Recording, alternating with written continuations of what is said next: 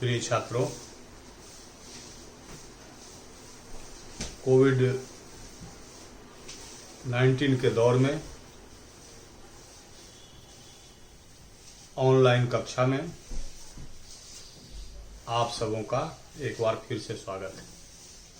मैं doctor Akhilesh Kumar, associate professor Hindi विभाग, HD Jain college आरा। हम लोग अलंकारों का अध्ययन कर रहे हैं। इसी क्रम में आज का जो पहला अलंकार है वह है अपहनुति अलंकार। अलंकार के आरंभ में ही मैंने यह बताया था कि कथन में थोड़े थोड़े बदलाव पर अलंकार बदल जाते हैं। कथन की शैली में हल्का सा परिवर्तन होने पर अलंकार बदल जाता है। इस बात को हमेशा ध्यान रखना है। अब अपहनुति अलंकार का हम लक्षण देखें। पहले, उपमेय का निषेध कर उपमान की स्थापना अपहनुति अलंकार है। कहा जा रहा है उपमेय का निषेध कर। उपमेय यानी जिसकी उपमा दी जानी है, और उपमान जिससे उपमा दी जानी है। तो उपमेय का निषेध कर यानी उसको रोक कर, न कहते, और उपमान का आरोप जब हो तो अपहनुति अलंकार होता है। अपहनुति का मतलब ही होता है छिपाने। इसमें निषेधात्मक शब्दों की सहायता से उपमेय का निषेध होता है। निषेधात्मक शब्द न, नहीं, ऐसे शब्दों का प्रयोग होने पर जो है अपहनुति अलंकार होता है। हम लोग रूपक अलंकार पढ़ चुके हैं। रूपक में हमने क्या देखा? उपमेय में उपमान का निषेध रहित आरोप। और यहां क्या है? उपमेय में उपमान का निषेध युक्त आरोप है। यहां उपमान पर निषेध लगा हुआ है, उपमेय पर। रूपक में निषेध रहित है। और देखिए कैसे छोटे छोटे अंतर पर अलंकार बदल जाता है। उपमा में आपने देखा मुख चंद्र सा है, सादृश्य है। रूपक में देखा मुख चंद्र है। उत्प्रेक्षा में देखा, क्या देखा? मुख मानो चंद्र है, संभावना। अपहनुति में हम देख रहे हैं मुख नहीं, चंद्र है। कहना एक ही बात है, मुख को चंद्र ही कहना है, लेकिन तरीके अलग अलग हैं। एक सा है, एक कह रहा है कि मुख जो है वो चंद्र है, एक है मानो चंद्र है, और एक है मुख नहीं चंद्र है। अर्थात है तो मुख ही, लेकिन कहा जा रहा है कि ना ये मुख नहीं, इतना सुंदर है, इतना उज्जवल है, ये तो चंद्र है, ऐसी भावना। तो यही थोड़े थोड़े अंतर पर अलंकार बदल जाते हैं। अब उदाहरण देखा जाए। नहीं पलाश के पुहुपे हैं जरत अंगार, कि ये पलाश के पुष्प नहीं है, जलते हुए अंगारे हैं। अर्थात पलाश के पुष्प को जलता हुआ अंगारा कहा गया, लेकिन कहा गया नहीं, ये निषेध इससे हो रहा है कि ये पलाश के फूल नहीं हैं, ये तो जलते हुए अंगारे हैं। पलाश के फूल को देख करके ही कहा जा रहा है, मगर कहा जा रहा है कि ये पलाश के फूल नहीं हैं, ये जलते हुए अंगारे हैं। उपमान हो गया जलता हुआ अंगारा।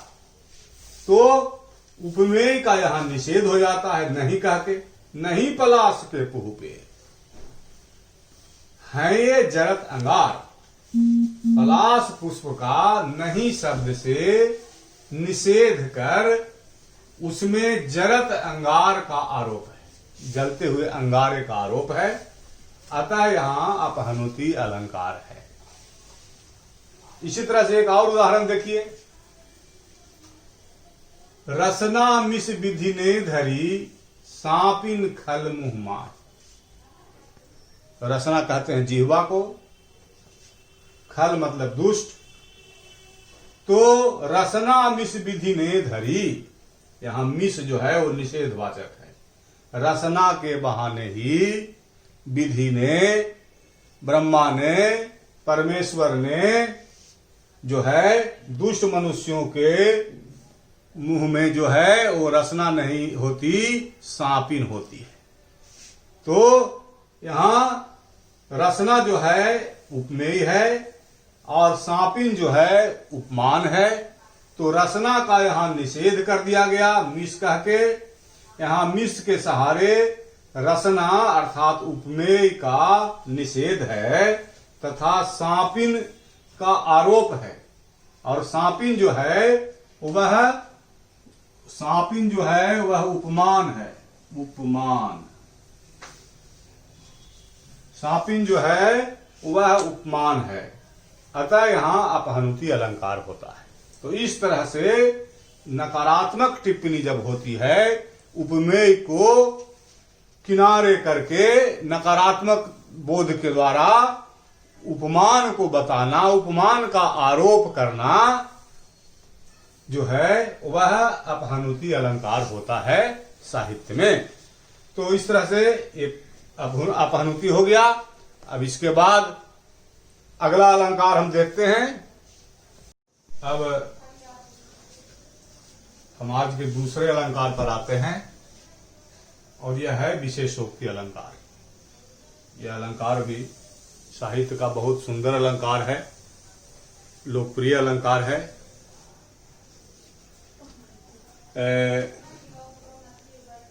देखा जाए इसका लक्षण है, कारण के रहते हुए भी कार्य का न होना विशेषोक्ति अलंकार कहलाता है। अर्थात कारण मौजूद है फिर भी कार्य नहीं हो रहा है। इस संसार में बिना कारण के कोई कार्य नहीं होता है, कारण होने पर ही कोई कार्य होता है। जैसा कि हमने विभावना के क्रम में बताया था, विभावना का यह उल्टा अलंकार है। विभावना में है कि बिना कारण के कार्य होता है। बिनु पग चले सुने बिनु काना, कर बिनु कर्म करे विधि नाना, आनन रहित सकल रस भोगी, बिनु बानी बक्ता बड़ जोगी। तो विभावना में जो है बिना कारण के ही कार्य हो जाता है, और विशेषोक्ति अलंकार उसका ठीक उल्टा है। यहां कारण है तो कार्य नहीं होता है, वहां कारण नहीं है तो कार्य होता है। यहां कारण है तो कार्य नहीं होता है। विशेषोक्ति विशेष प्रकार की उक्ति होती है। तो ऐसा है कि जब मैं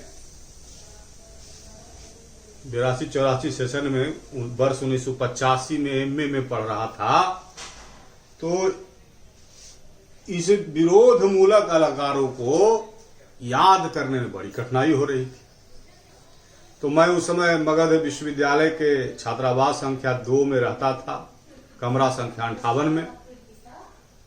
हमने हमारा जो कमरे का दरवाजा था, उस दरवाजे में ही चौक से लिख दिया, नीर भरे नित प्रति रहे। इतना ही लिखा, नीर भरे नित प्रति रहे। आज तक वह पंक्ति हमारे जेहन में है और आज भी मैं उस चित्र को देख पा रहा हूं जो हमने उस दरवाजे पर खल्ली के माध्यम से लिख करके बनाया था, नीर भरे नित प्रति रहे।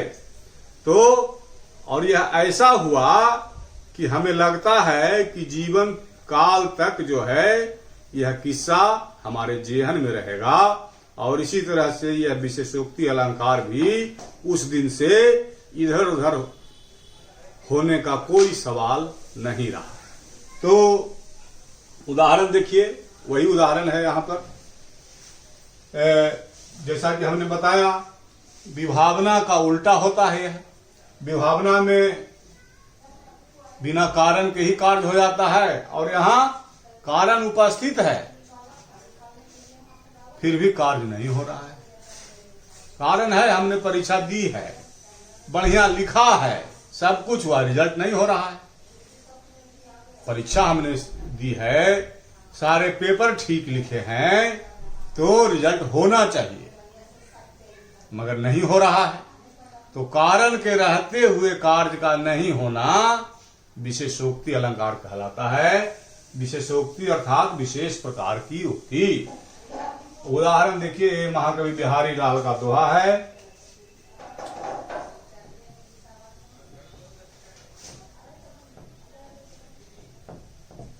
बिहारी लाल का दोहा है, इसमें नायिका का विरह वर्णित है। नायिका अपनी स्थिति अपनी सखी से बताती, कहती है, नेहन नैननी को कछु उपजी बड़ी बलाय, कि तुम जो देख रही हो हमारे नेत्रों में प्रेम के जल नहीं है, प्रेम का तेल नहीं है। नेह का मतलब प्रेम भी होता है और तेल भी होता है। प्रेम, तेल। तो हमारे नेत्रों में यह प्रेम का तेल नहीं है, ऐसा नहीं समझना। सच्चाई यह है, उपजी बड़ी बलाय, हमारे नेत्रों को बड़ी बीमारी हो गई, हमारे नेत्र बीमार हो गए, बड़ी बीमारी से ग्रस्त हो गए। बीमारी क्या है? नीर भरे नित प्रति रहें, तऊ न प्यास बुझाए।